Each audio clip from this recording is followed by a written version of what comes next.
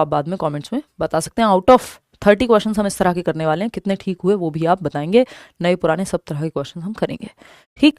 अगर हम देखें यहाँ तो अगर आपको ये 15-20 क्वेश्चन आप कर लेंगे ना, आपसे ये क्वेश्चन गलत होने बंद हो जाएंगे, क्योंकि आप एक अप्रोच डेवलप कर लेंगे, ठीक है ना। जैसे जैसे आप आते जाएं वैसे वैसे शेयर भी करते जाएं बाकी लोगों के साथ कि क्लास आपकी लाइव हो गई है। लेट लतीफ थोड़े चलते हैं हम, बट काम जो है वो अच्छा करते हैं। असर्शन और रीजन, AR के क्वेश्चन इसको हम बोलते हैं। सिंपल जो फंडा है, ये बैच है करियरविल पे, किसी को भी ज्वाइन करना हो तो आप करियरविल ऐप डाउनलोड करके टीचिंग सेक्शन में जाकर के KVS का, पेडागोजी स्पेशल, DSSB और CTET के बैचेस, इनमें एडमिशंस ओपन है 3-4 बैचेस में। मैं आपको एक सिंपल तरीका बता देती हूँ A और R के क्वेश्चंस सॉल्व करने का। असर्शन रीजन कहते हैं ना इसमें, तो इसमें 3 स्टेप प्रोसेस होती है। A को चेक करो कि ये कथन असर्शन ठीक है कि नहीं है, फिर आप R को चेक करते हो कि ये ठीक है कि नहीं है। यदि दोनों ठीक हैं तो आपकी 3rd स्टेप प्रोसेस होती है कि ये एक दूसरे के लिए ठीक है कि नहीं है, यानी आप लगा के देखते हो बिकॉज या फिर वाई, यानी ये जो बात A में कही गई है वो क्यों सही है R के कॉन्टेक्स्ट में, यानी ये जो राज और सिमरन है एक दूसरे के लिए सही है कि नहीं है। यानी हो सकता है ये स्टेटमेंट अपने आप में ठीक हो, R जो इसका रीजन दिया है वो अपने आप में ठीक हो, लेकिन क्या इसके बिकॉज का जवाब ये A दे पा रहा है, तब जाकर के A and R both true और R is the correct explanation, ठीक है। नहीं तो अगर A रिजेक्ट हो गया, A रॉन्ग है और R भी रॉन्ग है, तो फिर तो सिंपल ही हो जाएगा। तो आपको ये देखना होता है कि A सही है कि नहीं, R सही है कि नहीं, फिर दोनों एक दूसरे के लिए सही है या नहीं। दोनों में से कोई एक भी गलत निकल जाए तो ये पूरा प्रोसेस फॉलो करने की जरूरत ही नहीं है, फिर आपको समझ में आ जाएगा कि ये दोनों सही या दोनों गलत हो सकते हैं, बट एक्सप्लेनेशन या कोई एक चीज इसमें से गलत है। दोनों सही हो तब आप तीसरी स्टेज पे जाते हैं कि भाई A and R R true and R is the correct explanation of A। ये कहानी आपको और अच्छे से समझ में आएगी जब हम इसको अप्लाई करेंगे अभी, ठीक है। चलिए समझते हैं। क्वेश्चन नंबर 1 उठाएंगे, क्या कहता है, children should be provided with love, care and lot of opportunities to develop and learn in early childhood. Early childhood बोले तो 2 से 6 वर्ष के दौरान क्वेश्चन ये कहता है आपसे कि बच्चों को ढेर सारा प्यार आपको देना चाहिए, केयर करनी चाहिए उनकी, उनका देखभाल है ना, warmth and lot of opportunities to develop and learn in early childhood. बहुत सारे अवसर खेलने के, कूदने के, डेवलप होने के मिलने चाहिए बच्चे को, तो देखभाल और बहुत सारे अवसर प्रदान करने चाहिए। कब, प्रारंभिक या पूर्व बाल्यावस्था जिसको हम कहते हैं, पूर्व बाल्यावस्था 2 से 6 वर्ष।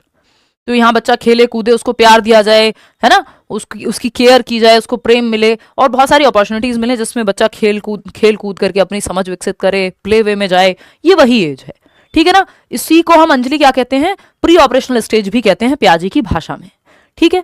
ये वही एज है जिसमें बॉर्नवीटा का एड आपको ये बताता है कि बच्चे के दिमाग का विकास 90% दिमाग का विकास 5 वर्ष की उम्र तक हो जाता है, यानी ये बहुत ही क्रूशियल एज है, महत्वपूर्ण अवस्था है। ये बात तो सही है कि अर्ली चाइल्डहुड में हमें ये सारे अवसर देने चाहिए, कोई नेगेटिव बात तो नहीं है कि अवसर ना दें, कोई रीजन तो नहीं है हमारे पास कि अवसर मत दो। तो ये A इज ट्रू, इतना पढ़ के हमें समझ में आ गया एक स्टेटमेंट। आपको इसको देख के घबराना नहीं है ना, आपने घबराना नहीं है, आपको पहले स्टेप A चेक करना है, फिर R चेक करना है। और जितने ज्यादा क्वेश्चन ये वाले प्रैक्टिस कर लोगे उतनी स्पीड बढ़ जाएगी, पेपर में समय कम लगेगा सॉल्व करने में, क्योंकि इसका एक ड्रॉबैक यही है, ये क्वेश्चन उतने मुश्किल नहीं होते बट समय ज्यादा ले लेते हैं आपसे सॉल्व करने में। रीजन क्या है इसका जो इन्होंने दिया है, R क्या है, outcome of severely deprived childhood can be easily modified in later years, यानी जो गंभीर रूप से वंचित बाल्यावस्था के परिणामों को बाद के वर्षों में बदलना बहुत आसान होता है। यानी सीवियरली डेप्राइव्ड चाइल्डहुड, यानी बचपन में अगर प्रेम नहीं मिला, खाना ठीक से नहीं मिला, प्रेम नहीं मिला, तो आगे ट्रस्ट से लेकर के और बहुत सारे कॉन्फिडेंस से लेके, सेल्फ एस्टीम से लेके बच्चे में बहुत सारी दिक्कतें बाद में वो महसूस करेगा, क्योंकि बचपन में प्रेम नहीं मिला या केयर नहीं मिली या खेलने कूदने के अवसर नहीं मिले।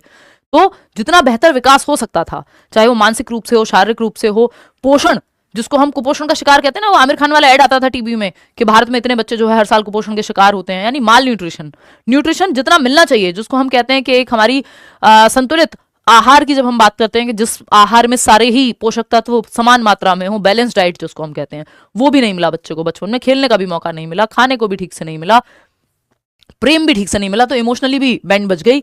तो ये सब का जो प्रभाव है इसको आप बाद में इजीली चेंज कर सकते हैं, ये कहना गलत होगा। जो शुरुआती बचपन, ये पूरी डिबेट है कि अर्ली वर्सेस लेटर डेवलपमेंट की, कि जो आपके पूरे जीवन के शुरुआती साल हैं, अगर वहां पे कमी रह गई तो आप उसको ठीक नहीं कर पाओगे लाइफ लॉन्ग भी, वो जो वंचित रह जाना है, क्योंकि अर्ली लाइफ एक्सपीरियंसेस का प्रभाव ज्यादा होता है बाद वाले से। बचपन नहीं भूलते हो आप, आपके पास आज कितने भी पैसे आ जाएं, अगर गरीबी में बहुत ज्यादा सीवियर गरीबी आपने देखी है बचपन में, तो वो कहीं ना कहीं एक डर रहता है या फिर सेक्सुअल अब्यूज बच्चे के साथ बचपन में अगर हुआ है तो वो कितना भी पावरफुल क्यों ना हो जाए कल को, फिर भी वो सेफ महसूस ना करना कहीं ना कहीं साथ चलता है। तो बहुत मुश्किल है, बहुत सारे साइकोलॉजिस्ट, बहुत सारी काउंसलिंग के बावजूद भी पूरी तरह से इंपैक्ट को नल एंड वॉइड नहीं कर सकते हम, जो शुरुआती बचपन में हुआ है इंपैक्ट। इवन फ्रॉइड तो कहते हैं 7 साल तक आपकी पर्सनैलिटी फॉर्म हो गई, उसके बाद तो बस गेम है। तो ये कहना यहाँ पे गलत है, ये स्टेटमेंट ही अपने आप में गलत है कि गंभीर रूप से वंचित बाल्यावस्था के परिणामों को बाद के वर्षों में आप ऐसे बदल देंगे। शुरुआत का जीवन जो है नींव है आपके लिए, नींव ही खराब हो जाएगी तो दिक्कत होगी। ज्यादातर मनोवैज्ञानिक इस बात से सहमत हैं। तो ये ए तो सही था कि भाई केयर दो, क्यों दो केयर, क्योंकि ये सब चीजें अच्छे से बच्चे को विकसित करने में मदद करेंगी।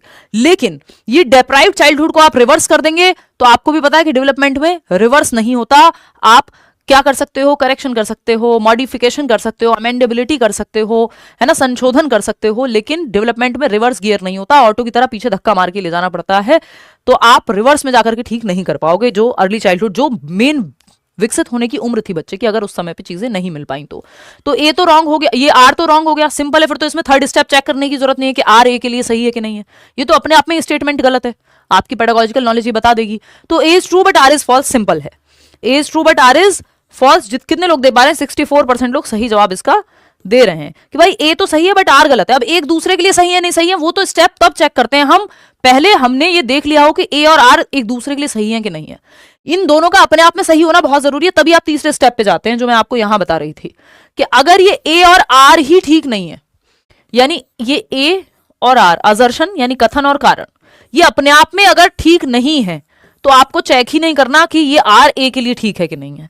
इन दोनों के ठीक होने के बाद यानी अपने आप में ये राइट है, फिर आप तीसरा स्टेप होता है कि एक दूसरे के लिए राइट है कि नहीं है। ठीक है, आगे बढ़ेंगे क्वेश्चन नंबर 2 पर। क्या कहता है क्वेश्चन नंबर 2? ये कहता है teacher should focus upon and encourage children to develop Meta cognition ability to think on one's own thinking, यानी अध्यापकों को बच्चों में अधिसंज्ञान या परासंज्ञान अपने ही चिंतन के बारे में सोचने की योग्यता के विकसित करने पर बल और बढ़ावा देना चाहिए। यानी मेटा कॉग्निटिव एबिलिटीज को इंप्रूव करने की बात करनी चाहिए टीचर्स को बच्चों में। मेटा कॉग्निशन क्या है, हर बार एक क्वेश्चन आता है, 2018 से लगातार आ रहा है, 25 आ गया है अब, है ना, एक से ज्यादा क्वेश्चन भी आ जाते हैं कई बार। तो मेटा कॉग्निशन है थिंकिंग अबाउट थिंकिंग, बच्चा खुद की ही प्लानिंग को, खुद की ही थिंकिंग को रिफ्लेक्ट कर पाए, रिव्यू कर पाए, प्लान बना पाए, स्ट्रेटेजाइज कर पाए। आपने स्ट्रेटेजी बनाई होगी, इतने सिलेबस को इतने टाइम तक खत्म कर लूंगा, फिर खुद से ये सवाल पूछना है। तो thinking about thinking, awareness about awareness, ये सब मेटा कॉग्निशन में आते हैं, यानी अपनी ही थिंकिंग को, अपने ही चिंतन को सेल्फ रेगुलेट कर पाना, दिशा दे पाना। ठीक है ना। तो अध्यापक को बच्चों में अधिसंज्ञान अपने ही यानी कॉग्निशन पे भी सोच पाना, बियॉन्ड कॉग्निशन जा पाना, मेटा कॉग्निशन, मेटा का मतलब होता है बियॉन्ड, जो फेसबुक ने भी मेटा बनाया ना, यानी बियॉन्ड दिस जो एग्जिस्ट करता है। तो थिंकिंग के बियॉन्ड जाना, थिंकिंग पे सोच पाना, तो ये तो अच्छी बात है, बच्चे के दिमागी विकास के लिए अच्छा होता है, पॉजिटिव बात है कि metacognition is the ability to think on one's own thinking, अपनी चिंतन कि मैं ऐसा क्यों सोच रहा हूं, मैं ओवर थिंक क्यों कर रहा हूं, इस बात पे आप सोच पा रहे हो। दैट मीन्स आप मेटा कॉग्निशन लगा पा रहे हो, है ना, आप रीजंस ढूंढ पा रहे हो, आप अपनी प्लानिंग में रिव्यू, स्ट्रेटेजाइज ये सब कर पा रहे हो, रिफ्लेक्ट कर पा रहे हो। बात तो सही है, मेटा कॉग्निशन डेवलप कराना चाहिए टीचर्स में, पॉजिटिव बात होती है। रीजन क्या है इसका, metacognitive knowledge is helpful for children to self regulate their thinking, यानी ये जो अधिसंज्ञानात्मक या परासंज्ञानात्मक ज्ञान होता है वो बच्चों को अपने चिंतन को स्वयं नियंत्रित करने में मदद देता है। अगर आपको ये पता चल जाएगा कि आप ओवरथिंक क्यों कर रहे हैं या आपको पेपर कैसे निकालना है, इसकी स्ट्रेटजी कैसे बनानी है, तो आप खुद को ही तो दिशा दे रहे हैं, अपने एक्शंस को ही आप रेगुलेट कर पाएंगे, इतने घंटे पढ़ाई हुई कि नहीं हुई। ठीक है, तो Meta cognition is thinking about thinking, आप अपने ही चिंतन को दिशा दे पा रहे हैं, अपने ही चिंतन पे सोच पा रहे हैं। अब ये भी सही है, ये भी सही है, अब आपको चेक करना है कि क्या ये इसके लिए सही है, बीच में बिकॉज लगा के देख लो। Teacher should focus upon and encourage children to develop Meta cognition ability to think on one's own ability because, ऐसा क्यों करना चाहिए, क्योंकि metacognitive knowledge is helpful for children to self regulate their thinking. बिल्कुल सही बात है कि मेटाकॉग्निटिव नॉलेज जो है वो हेल्प करती है बच्चों को अपने ज्ञान को दिशा देने में, नियंत्रित करने में, क्योंकि, तो सही है, ये इसके साथ बिकॉज लगाने पे सही बैठ रहा है, यानी दोनों सही हैं, both A and R are true and R is the correct explanation of A, दोनों एक दूसरे के लिए भी सही हैं। आगे बढ़ेंगे, सारा खेल पढ़ के समझने का है और आपकी कॉन्सेप्चुअल क्लैरिटी कितनी है टॉपिक्स को लेके उसका है। क्वेश्चन नंबर 3 देखिएगा, ये क्या कहता है, असर्शन यानी कथन है, a teacher should adopt a culturally responsive pedagogy in her class giving primacy to children socio cultural context, यानी एक अध्यापक को अपनी कक्षा में बच्चों के सामाजिक सांस्कृतिक संदर्भों को प्रधानता देनी चाहिए, एक सांस्कृतिक रूप से उत्तरदायी शिक्षा शास्त्र को अपनाना चाहिए, यानी कल्चरली रिस्पॉन्सिव टीचिंग, यानी बच्चा जिस संदर्भ से आ रहा है, उसके यहाँ कोई त्योहार मनाया जाता है ना, कोई स्पेशल ओकेजन है, ओनम हो सकता है, कोई बच्चा केरला से हो, कोई बच्चा पंजाब से हो, तो अलग अलग त्योहार, अलग अलग भाषा, अलग अलग खाना, ये सब चीजें हो सकती हैं। तो टीचर को क्या करना चाहिए, कल्चरली रिस्पॉन्सिव पेडागोजी को अपनाना चाहिए, जहां giving primacy to children socio cultural context, वो जिस संदर्भ से आता है, जिस तरह का खाना लाता है, जिस तरह की भाषा लाता है, उस चीज को आप एक्सेप्ट करते हैं, है ना। तो बात तो सही है। रीजन क्या है इसका, schools need to follow structured, ये ऐसा ही है जैसे आपका एक दोस्त है जो मुस्लिम है, आपका एक दोस्त है जो पंजाबी है, आप हैं जो क्रिश्चियन है, एक व्यक्ति है जो हिंदू है, चारों एक दूसरे के त्योहार पे घर जाते हैं। अभी वो होम बाउंड एक मूवी आई थी ना, तो वो देख रहे हैं कि वो ईद पे उसके घर खाने जा रहा है और ये दिवाली पे आ रहा है। दो दोस्तों की कहानी है बेसिकली। तो टीचिंग, अगर टीचर क्लासरूम से अगर बच्चे ने ये सीखा हो कि हाँ सभी कल्चर के लोग शांति से रह सकते हैं, तो ये अच्छी बात होगी।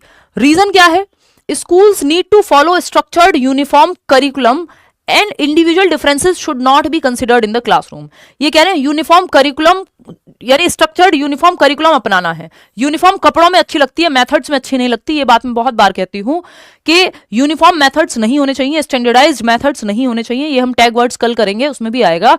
यूनिफॉर्मिटी सिर्फ कपड़ों में अच्छी लगती है कि यूनिफॉर्म एक जैसी पहन के आ गए बच्चे, अमीर गरीब का फर्क नहीं है, ज्यादा समय नहीं व्यर्थ हुआ।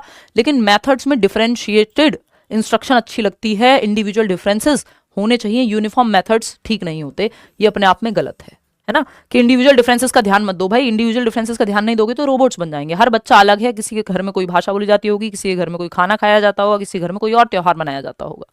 तो ये कह रहे हैं इंडिविजुअल डिफरेंसेस का ध्यान मत दो। तो ये तो सही था, ये आर गलत हो गया इसका, ये अपने आप में ही गलत है। तो फिर तीसरा स्टेप चेक करने की जरूरत नहीं है कि इसके लिए गलत है या नहीं है। जो अपने आप में ही गलत है वो किसी के लिए सही क्या होगा, वही सिंपल बात है ना। अगर आर पहले ही गलत हो जाए तो उसको ए के लिए क्या चेक करना। जो आदमी खुद में बर्बाद है वो किसी के लिए भी क्या सही है, पहले तो आपको अपने लिए ठीक होना है ना। तो आर तो गलत ही है यहाँ पे, ए ट्रू है। A is true but R is false, third option, जो कि आप लोग 75% लोग दे ही रहे हैं। बात सही है, बहुत बढ़िया। कोई क्लास का टाइम बता दो। रेखा जी मत पूछे टाइम हमारा फिक्स नहीं हो पा रहा है। हमारी कोशिश तो रहती है कि 9 बजे करें, बट 9:30, 9:45, 10 ऐसे चल रहा है। ये अभी सारी चीजें एक साथ